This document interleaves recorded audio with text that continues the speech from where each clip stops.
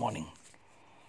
देखो बच्चों, अभी ऐसा है, अभी मैंने आप लोगों को जितना पढ़ाया, इट्स लाइक एक इम्पोर्टेंस ऑफ माइक्रो इकोनॉमिक्स, है ना। कोई भी डाउट है ना, पूछो। अभी तक बहुत ज़रूरी है। एक एक वर्ड बहुत इंपॉर्टेंट होता है हमारे लिए। जैसे ये जो हमने पढ़े थे, बड़ी इंपॉर्टेंट चीज़ है, करेंसी एक्सचेंज, है ना। हमारी करेंसी एक्सचेंज तभी बेहतर होगी जब हमारा एक्सपोर्ट ज़्यादा होगा। हर वर्ड पे ध्यान दो। डिटर्मिनेशन मतलब टू फाइंड आउट, बराबर है कि नहीं बराबर है? सही है।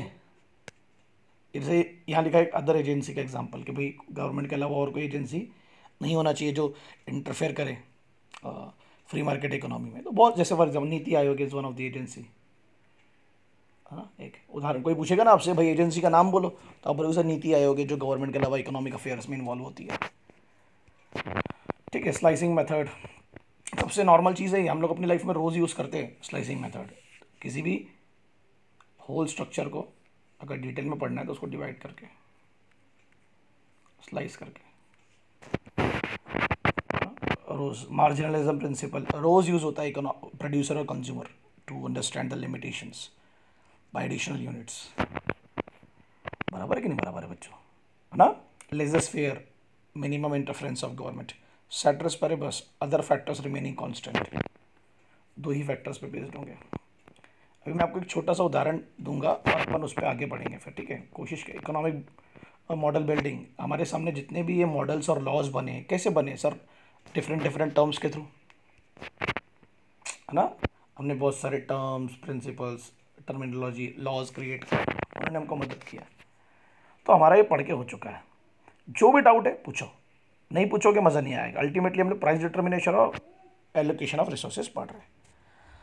आज हम लोग जो टॉपिक स्टार्ट कर रहे हैं, very relatable topic, very very relatable, that is macro economics. Macro economics एक छोटा सा उदाहरण है। हमने माइक्रो में क्या क्या पढ़ा था सर? हमने माइक्रो में क्या किया था, पूरे इकोनॉमिक सिस्टम को, जिसमें जितने thousands of consumer, producer, market थे, हमने क्या किया था, उसको डिवाइड किया था स्लाइसिंग मेथड के थ्रू, और ईच एंड एवरी इंडिविजुअल्स की स्टडी की थी डिटेल में। मैक्रो इकोनॉमिक्स में हम लोग क्या करने वाले हैं, पूरे स्ट्रक्चर को एक साथ पढ़ेंगे, होल इकोनॉमी को। होल इकोनॉमी को हम लोग एक साथ पढ़ने वाले हैं। Lakhs and crores of consumers and producers, उनके बिहेवियर को एक साथ ऑब्जर्व करेंगे। इकोनॉमी में सभी आ गए ना। तो एक बड़ी अच्छी कहावत ध्यान रखना, मैं जो बताऊंगा आपको। जब हमने जंगल में हर ट्री को इंडिविजुअली ऑब्जर्व किया था, तो वो स्लाइसिंग मेथड था कि नहीं था? बराबर है ना। माइक्रो इकोनॉमिक्स में हम क्या करने वाले हैं, हम पूरे फॉरेस्ट को कवर करेंगे। So we might ignore some individual trees. जब कोई भी पॉलिसी गवर्नमेंट बनाती है, मैक्रो पॉलिसी, सोच समझ के आंसर देना। तो कभी कभी ज़रूरी नहीं हो पॉलिसी पूरे फॉरेस्ट पे, पूरे इकोनॉमी पे एक साथ से एक ही तरीके से एप्लीकेबल हो। बहुत सारे इंडिविजुअल्स को उसका जो इफेक्ट है वो डिफरेंट हो सकता है, वो इग्नोर हो सकते हैं, उसको नुकसान हो सकता है उससे। लॉजिक समझ रहा ना।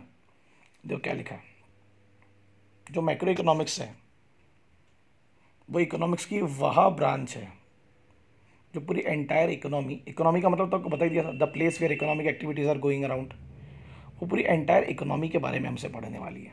हम उसे उसमें पढ़ने वाले हैं, समझने वाले हैं। अभी हमारे देश में क्या चल रहा है सर? पूरा ऐसा लग रहा है पूरा मैक्रो इकोनॉमिक्स आंखों के सामने है। क्योंकि देखो, मैक्रो इकोनॉमिक्स काय में डील करता है? मैक्रो का मतलब तो आपको पता है, it deals with large aggregates. ये भी ग्रीक वर्ड से लिया गया है, मैक्रोज, लार्ज एग्रीगेट्स।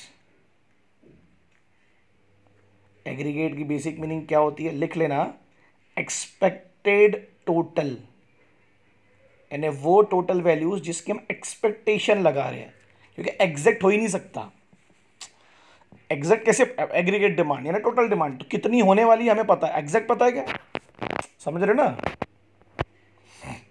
तो हम लोग क्या पढ़ने वाले इसमें, it deals with the total employment in the economy, national income, मतलब वह इनकम जो रेंट, इंटरेस्ट, वेजेस और प्रॉफिट के रूप में कमाई जा रही है, उसका डिस्ट्रीब्यूशन इक्वल है कि नहीं है, ये भी हमें पता करना रहता है। फिर नेशनल आउटपुट, मतलब वो production of final goods and services, ध्यान देना, फाइनल गुड्स एंड सर्विसेज, जिसको देश के अंदर बनाया जा रहा है। बहुत ही खराब मैंने मैप बनाया हूँ, बड़ा समझ जाना है हमारा इंडिया है, ठीक है है ना। तो इसको हम क्या में लेते हैं, इसको हम जीडीपी कहते हैं, देश के अंदर होने वाला प्रोडक्शन देश के लोगों के द्वारा या देश के बाहर से उनके भी द्वारा। सब कनेक्टेड है भाई, सब कनेक्टेड है। एम्प्लॉयमेंट से आपकी इनकम होती है, ये तो तय है। इनकम आती है आउटपुट से, क्योंकि आउटपुट जनरेट हो रहा है मतलब रिसोर्सेज यूज हो रहे हैं। मैं बहुत ही आसानी से आपको समझाने की कोशिश करूंगा। फिर इन्वेस्टमेंट है, फिर टोटल कंजम्पशन है, सेविंग्स है, और फिर जनरल प्राइस लेवल है। देखो मैं आपको एक बहुत ही सुंदर डायग्राम के साथ, खूबसूरत डायग्राम के साथ समझाने की कोशिश करता हूँ, ध्यान देना। Everything is connected, okay. सबसे पहले अपन ले लेते हैं national output, production of final goods and services, इसको आप नेशनल प्रोडक्शन भी कह सकते हो, ठीक है। क्लियर हुआ? ये सब मैक्रो इकोनॉमिक इश्यूज हैं, अभी देश में है ना इसी का इशू। इससे कनेक्टेड होती है आपकी टोटल एम्प्लॉयमेंट, होती कि नहीं होती है? ये होगा तो रिसोर्स यूज होंगे। इससे कनेक्ट होगा आपकी टोटल इनकम, नेशनल इनकम यानी in the form of rent, interest, various profit. होगी कि नहीं होगी? सर 100% होगी। इससे कनेक्टेड होती है आपकी, ध्यान देना बहुत इंपॉर्टेंट है, कंजम्पशन।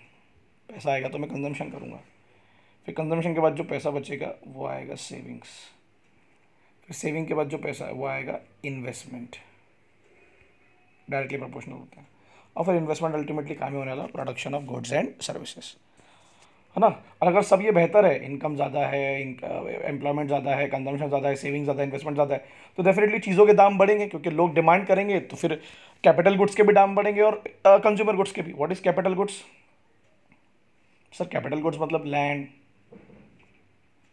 मशीन, टेक्नोलॉजी, फर्नीचर, ये कैपिटल गुड्स है ना, जो आप प्रोडक्शन प्रोसेस में यूज़ करते हैं। और what is consumer goods? Sir final goods, जैसे टीवी है, फ्रिज है, वॉशिंग मशीन है, फ्रूट है। बराबर है कि नहीं बराबर है? तो जब डिमांड बढ़ेगी तो इनके भी प्राइसेस बढ़ेंगे। तो साइकिल समझी? तो जब प्राइसेस बढ़ते, मान लो ये पूरी साइकिल, फॉर एग्जांपल के तौर पर ये पूरी साइकिल अभी एकदम तूफान से आगे बढ़ रही है, सब चीज़ बढ़ रही है, तो प्राइस लेवल बढ़ेगा। तो जब प्राइस लेवल बढ़ता है, जनरल प्राइस लेवल बोलते हैं उसको हम, क्योंकि हर जगह एक जैसे नहीं बढ़ता, बट हर जगह बढ़ता है। एक एग्जांपल दे देता हूँ, पेट्रोल डीजल का एग्जांपल। जब सरकार टैक्स बढ़ाती है तो हर जगह एक दाम रहते हैं क्या डीजल पेट्रोल के? नहीं सर, हर जगह बढ़ते बड़े एक जैसे नहीं बढ़ते। प्याज का एग्जांपल ले लेते हैं, ऑनियन का। तो जनरल प्राइस लेवल जब बढ़ता है हर वेरिएबल के बढ़ने पर, तो उसको बोलते हैं हम लोग इन्फ्लेशन। क्या बोलते हैं? इन्फ्लेशन। इन्फ्लेशन की बेसिक मीनिंग क्या होती है? Increase in general price level without increase in too much of income and employment. मतलब इनकम और एम्प्लॉयमेंट उतना ही है, आउटपुट भी उतना ही है, मगर डिमांड बढ़ने से प्राइसेस बढ़ गए, ठीक है। और यही जब जनरल प्राइस लेवल कम होता है तो उसको हम क्या बोलते हैं? डिफ्लेशन।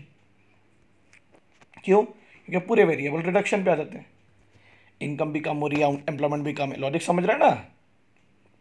ठीक है। तो प्राइस लेवल तब बढ़ेगा जब क्या बढ़ेगी? आपकी aggregate demand, total demand for capital goods and consumer goods. और ये तब बढ़ेगा जब when you have enough income. सब क्या है? एक दूसरे पे कनेक्टेड है। अरे है कि नहीं है बच्चों? Everything is connected to each other. तो इसको हम बोलते हैं, जैसे माइक्रो इकोनॉमिक्स में क्या था, दो वेरिएबल डिपेंड है, अदर फैक्टर कांस्टेंट। यहाँ ऐसा नहीं है, यहाँ every variable is depend on each other.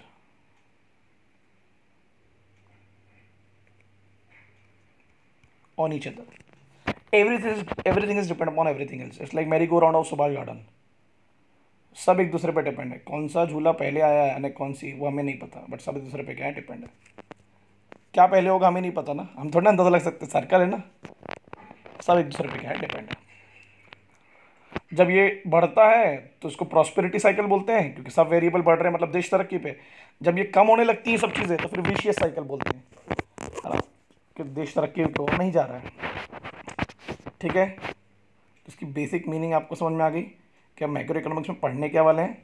Yes sir, हम पढ़ने वाले हैं कि कितना एम्प्लॉयमेंट है, कितनी नेशनल इनकम है in the form of rent, interest, various profit, कितना प्रोडक्शन हमने बनाया of the final goods and services with in the country, कितना इन्वेस्टमेंट है। दो प्रकार के इन्वेस्टमेंट होते हैं, कभी नहीं भूलना। जब पैसा आता है ना इंसान के पास में सेविंग के रूप में, दो जगह पैसे लगाता है वो, या तो बैंक में रखेगा, इन्वेस्टमेंट करेगा, या फाइनेंशियल इंस्टीट्यूशंस में, ठीक है, जैसे कि शेयर डिवेंचर्स खरीद लेगा, है ना, शेयर, डिवेंचर्स, म्यूचुअल फंड्स या लैंड बिल्डिंग खरीदेगा। तो ये लॉन्ग टर्म इन्वेस्टमेंट हो गया, ये शॉर्ट टर्म इन्वेस्टमेंट हो गया मोस्ट ऑफ द टाइम। तो इसको हम बोलते हैं फाइनेंशियल इन्वेस्टमेंट, ये होता है रियल इन्वेस्टमेंट। ठीक है। टोटल कंजम्पशन, कंजम्पशन भी बहुत प्रकार का होता है, मैंने आपको पढ़ाया था। कैपिटल गुड्स का कंजम्पशन जो प्रोड्यूसर करेगा, और कंज्यूमर गुड्स का कंजम्पशन जो कंज्यूमर करेगा। ठीक है। सेविंग्स और जनरल प्राइस लेवल अभी बताया मैंने आपको, ये बढ़ रहा है मतलब इन्फ्लेशन है, मतलब तरक्की है, डिमांड बढ़ रही है। और अगर ये कम हो रहा है तो मतलब डिफ्लेशन है। इंटरेस्ट रेट्स अगर बढ़ रहे हैं ना, जो इंटरेस्ट रेट चार्ज करती है आरबीआई थ्रू कमर्शियल बैंक्स, ध्यान देना, थोड़ी इंपॉर्टेंट चीज़ पढ़ाता हूँ। RBI, reserve bank of India, जैसे अभी रिजर्व बैंक ऑफ इंडिया ने अपने इंटरेस्ट रेट को रिड्यूस कर दिया, जो बैंक रेट इंटरेस्ट रेट है ना, रेपो रेट है, तो आरबीआई जब रिड्यूस करता है तो कमर्शियल बैंक्स भी रिड्यूस करते हैं।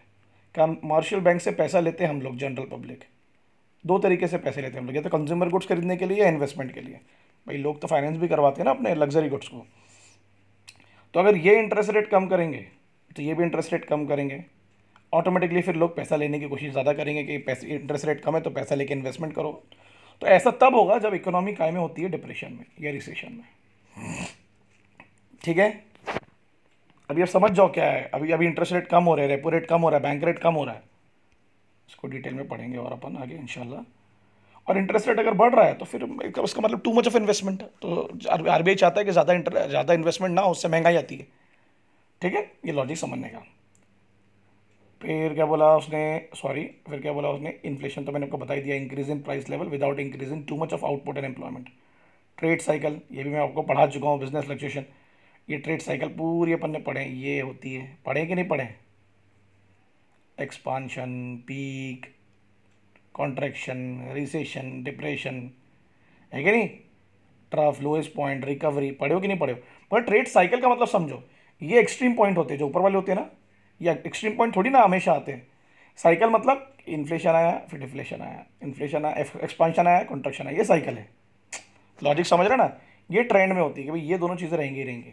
ये जो नीचे के पॉइंट है ये एक्सट्रीम पॉइंट है, ये हमेशा नहीं आते। अब जैसे अभी आ गया है तो हर साल तो नहीं आ पाएगा ना, अभी 1-2 साल रहेगा ये एक्सट्रीम पॉइंट। बिजनेस फ्लक्चुएशंस जो होते हैं वो ट्रेड साइकिल की वजह से ही होते हैं। बिजनेस में जो कमी आती है ना या बेहतरी होती है वो ट्रेड साइकिल की वजह से। अगर ट्रेड साइकिल एक्सपांशन वाला है तो बिजनेस भी बेहतर होगा, कॉन्ट्रैक्शन वाला है तो बिजनेस भी डाउन जाएगा। बट ये सेक्टर टू सेक्टर डिफर करता है, क्योंकि हर सेक्टर का बिजनेस जो आप बोल सकते हैं मौसम होता है वो बहुत डिफरेंट होता है। ठीक है, environment, but everything is connected. Okay,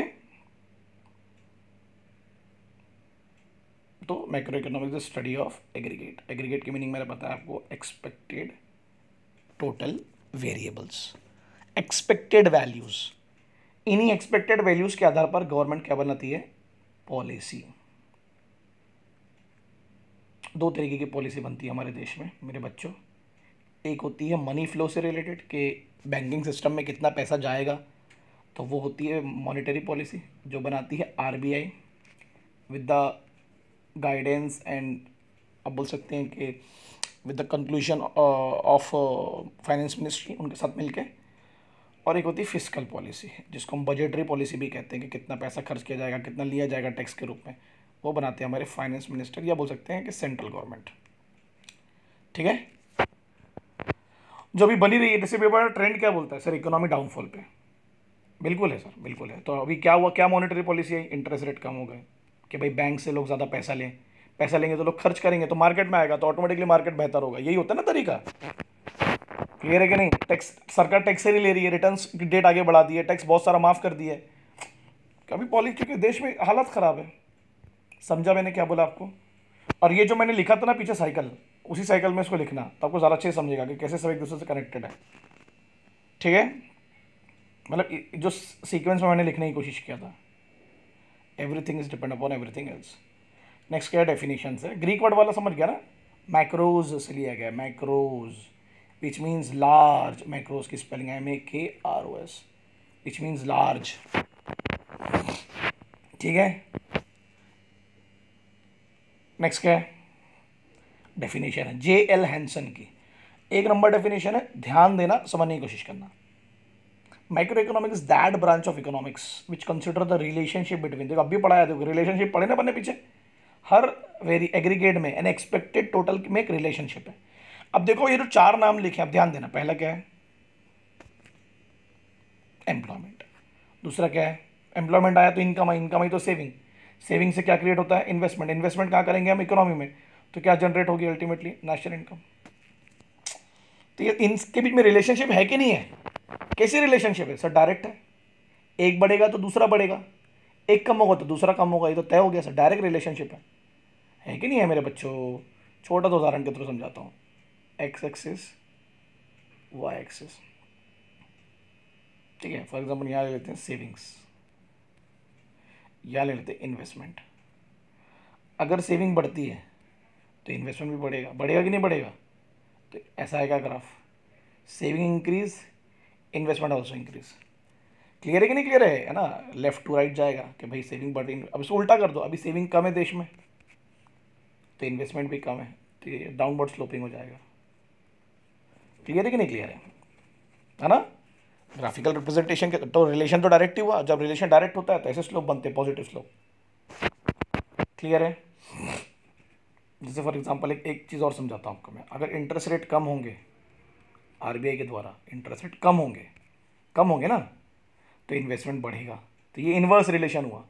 logic समझा क्या, इंटरेस्ट रेट कम हो गया, जैसे फॉर एग्जांपल 10% था तो उसको हमने 9% कर दिया, एग्जांपल देने के समझा रहा हूँ, तो इन्वेस्टमेंट मान लो 1 लाख करोड़ का था तो अब 2 लाख करोड़ का हो जाएगा, एग्जांपल समझा रहा हूँ। तो यहाँ तो आपने इन्वर्स रिलेशन हुआ, एक कम हुआ दूसरा बढ़ रहा है, लॉजिक समझ रहा है। इन्हें 10% पे कितना था आपका 1 लाख करोड़ का इन्वेस्टमेंट, अभी 9% पे कितना हो गया 2 लाख करोड़ का, तो ये देखो ग्राफ कौन सा आया नेगेटिव स्लोप, देखा आपके सामने बनाया मैंने, पहले वाला ग्राफ पॉजिटिव था डायरेक्ट जा रहा था, ये इन्वर्स है। ऐसा होता है जब दो चीज़ों में इनडायरेक्ट रिलेशन होते हैं, कैसे रिलेशन होते हैं इनडायरेक्ट। चारों समझे, चारों वेरिएबल, और जहाँ नेशनल इनकम वर्ड आया ना तो उसका मतलब होता है नेशनल आउटपुट, नेशनल प्रोडक्शन, वो पैसा जो देश के अंदर देश के लोग कमा रहे चार फॉर्म में, उसको भूलने का नहीं है, रेंट इंटरेस्ट वेजेस प्रॉफिट। सही है मेरे बच्चों। नेक्स्ट जो डेफिनेशन है वो है प्रोफेसर कार्ल शपीरो, बाप रे नाम ही इसका एकदम सपेरा जैसे है ना, शपीरो। शपीरो क्या बोलती है भैया, बहुत ही खूबसूरत डेफिनेशन है जिसमें कोई डिटेलिंग नहीं है मगर आपको समझ जाएगी। ये कहती है micro economic deal with the functioning of economy has a whole, पूरी इकोनॉमी के एक साथ फंक्शनिंग को ऑब्जर्व करते, खत्म, डेफिनेशन ही खत्म कर दी उन्होंने। एक डेफिनेशन थी अल्फ्रेड मार्शल की लास्ट ईयर की बुक में, वो मैं आपको बताता हूँ कि आपको थोड़ा सा पढ़ने में भी अच्छा लगेगा कि चलो वो डेफिनेशन की भी वैल्यू है। वो कहते थे अपनी डेफिनेशन में अल्फ्रेड मार्शल मैक्रो इकोनॉमिक्स की, कि macro economic does not deal with individual demand but it deal with aggregate demand, it does not deal with individual income but it deal with, बोलो, national income, it does not deal with individual output but it deal with national output, it does not deal with, ध्यान देना, individual price level but it deals with general price level. That was the definition of macroeconomics by Alfred Marshall. समझा, पक्का समझा, everything is depend upon everything else, और micro economics में क्या था, other factors remaining constant. ये अगर आपको और अच्छे से जैसे और इंटरेस्टिंग वे में समझना है तो मेरा एक वीडियो है यूट्यूब पे, आपने देखा होगा कि फंक्शनिंग ऑफ इकोनॉमी, जो एकदम मार्च में मैंने बनाया था कि कैसे इकोनॉमिक्स को मैंने दुनिया की जो सिचुएशन है उसको अपने एक सब्जेक्ट के थ्रू मैंने समझाने की कोशिश की, आप ज़रूर देखिएगा। हमने इसके थ्योरी फीचर्स के बाद पढ़ेंगे, क्योंकि पहले फीचर्स समझ जाएंगे ना तब हम थ्योरी में जाएंगे, सब्जेक्ट मैटर में जाएंगे। ठीक है बच्चों, आपको और मज़ा आएगा पढ़ने में जो फिर मैं बता रहा हूँ आपको। ओके, तो सबसे पहला जो फीचर है इसका वो हम समझने की कोशिश करते हैं। चलो पहला फीचर क्या है, ध्यान देना बच्चों, स्टडी ऑफ एग्रीगेट। एग्रीगेट की मीनिंग अब भी बताया मैंने, it deal with the study of economy as a whole, पूरी इकोनॉमी की एक साथ स्टडी करते हैं हम लोग, पूरे एग्रीगेट कंसेप्ट है, जैसे नेशनल इनकम। अच्छा, कितनी इनकम होने वाली देश में, रेंट इंटरेस्ट, ये तुमको एग्जैक्ट पता है क्या? नहीं सर, एक्सपेक्टेशंस है ट्रेंड के हिसाब से। अगर ट्रेंड अच्छा है तो अंदाज़ा लगा लेंगे, ट्रेंड खराब है तो अंदाज़ा लगा लेंगे। लॉजिक समझ रहा है ना? तो इसलिए एक्सपेक्टेड है कितना प्रोडक्शन होने वाला है सर, ट्रेंड के हिसाब से। अगर डिमांड है तो प्रोडक्शन होगा, डिमांड नहीं है तो प्रोडक्शन नहीं होगा। बट ये देश के अंदर होने वाले प्रोडक्शन की बात हो रही है। और final goods and services, employment, expected values मिलेंगे हमें।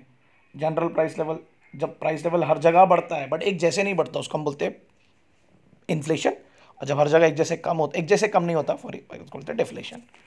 या कॉन्ट्रैक्शन भी बोल सकते हैं। और बिजनेस साइकिल तो मैंने आपको पढ़ाया, ये पूरा डायग्राम आपके जहन में होना चाहिए, पूरा लेक्चर लिया हूँ मैंने इस पर, है ना। अभी हमारे यहाँ पर स्थिति ये है, ये है, ये है, ये है, ये बहुत बुरी स्थिति में सभी देश, पूरी दुनिया। Take clear. हर सेक्टर को नहीं लूँगा उसमें मैं बच्चों, बट मैक्सिमम सेक्टर्स की हालत ख़राब है, क्योंकि हर सेक्टर एक दूसरे पे डिपेंड भी होता है। छोटा सा अगर उदाहरण दें, अगर आपको मैं कोशिश करता हूँ समझाने की, शायद आप लोगों को ज़्यादातर, अगर कंस्ट्रक्शन सेक्टर की डिमांड कम है, फॉर एग्जांपल बिल्डिंग ही नहीं बन रही है, लैंड ही नहीं बन रही है, कंस्ट्रक्शन सेक्टर नहीं है फॉर एग्जांपल के तौर पर, बिल्डिंग की कोई डिमांड नहीं है, तो सीमेंट की डिमांड नहीं होगी, आयरन की डिमांड नहीं होगी, स्टील की डिमांड नहीं, लगता है प्लास्टिक की डिमांड नहीं होगी, लेबर की डिमांड नहीं होगी, इंजीनियर की डिमांड नहीं होगी, आर्किटेक्चर की डिमांड नहीं होगी। लॉजिक समझ रहे हैं? बहुत सारे फैक्टर्स, ट्रांसपोर्टेशन की डिमांड पे फ़र्क पड़ेगा, एग्रीकल्चर पे फ़र्क पड़ेगा। सही है कि नहीं सही है? रेती की डिमांड नहीं होगी, सही है ना। बहुत सारी चीज़ों पे फ़र्क पड़ने वाला है, ध्यान रखिएगा। नेक्स्ट,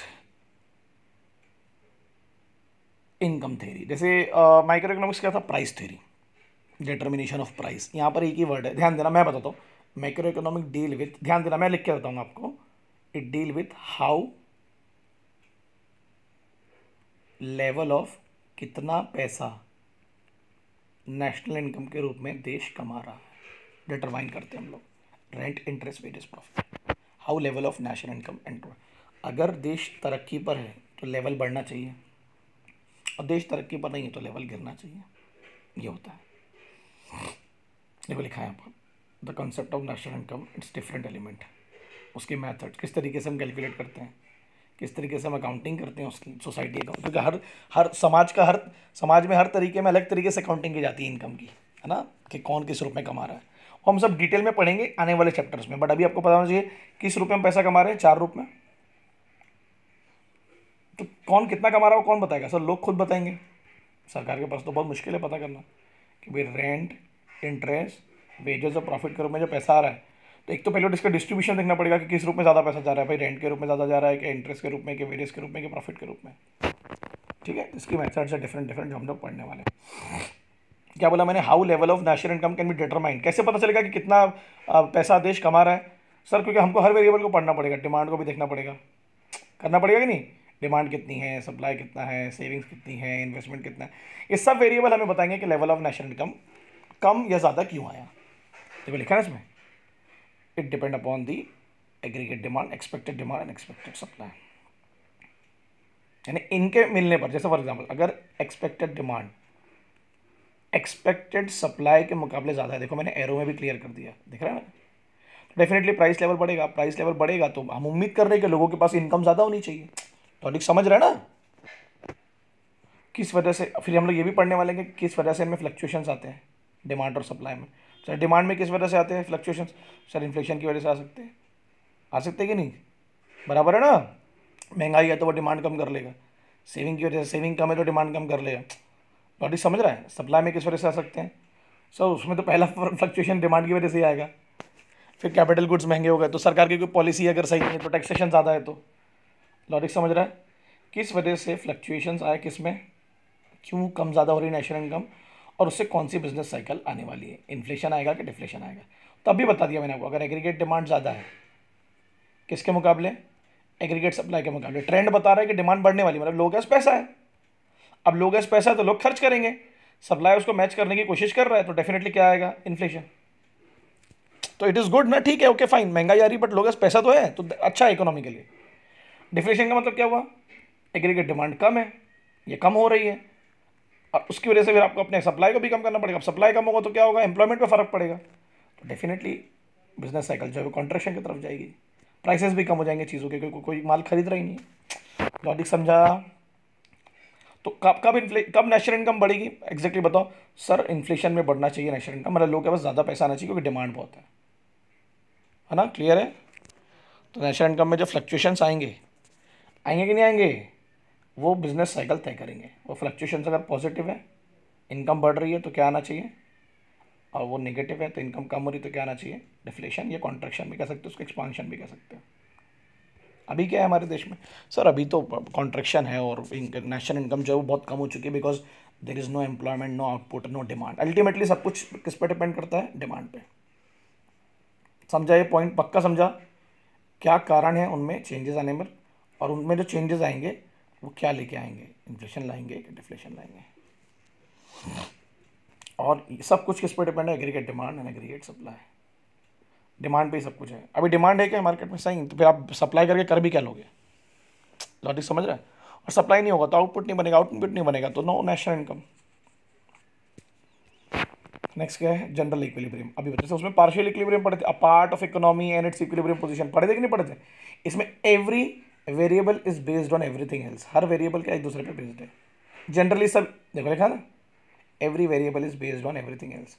तो कौन से दो वेरिएबल है जिनको हम पढ़ने वाले हैं, जिनके इक्वल होने पर इकोनॉमी बेहतर काम करेगी? Sir, aggregate demand equals to aggregate supply.